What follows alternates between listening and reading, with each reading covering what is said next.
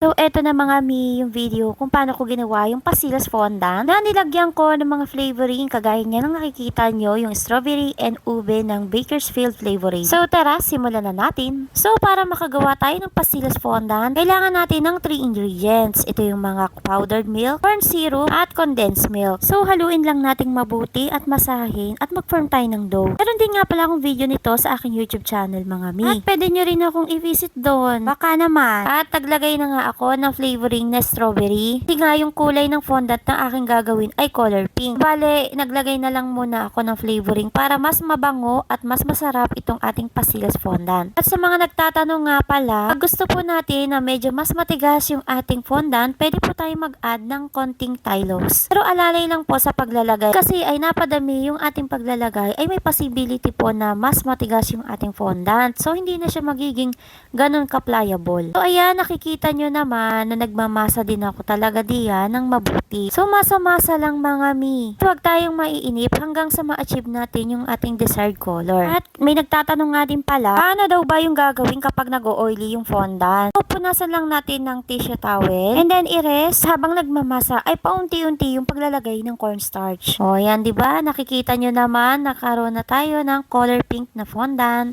O, diba? So, proceed na tayo dito sa isang fondant. Lagay na rin ako ng ube flavoring kasi nga yung aking gagawin na fondant ay color violet. So, ganyan lang uli kagaya ng ginawa ko kanina. So, ang hirap pala mag-explain mga mino kasi puro pagkukulay lang at masa-masa lang yung aking ginagawa dito. Syempre, kailangan ko pa rin magsalita ng magsalita. At naglagay na nga rin pala ako ng isang food color na Decor It ng Achievers. Syempre, lalagyan din natin yan. Maganda rin naman kasing pagsamahin yung mga iba't ibang produkto.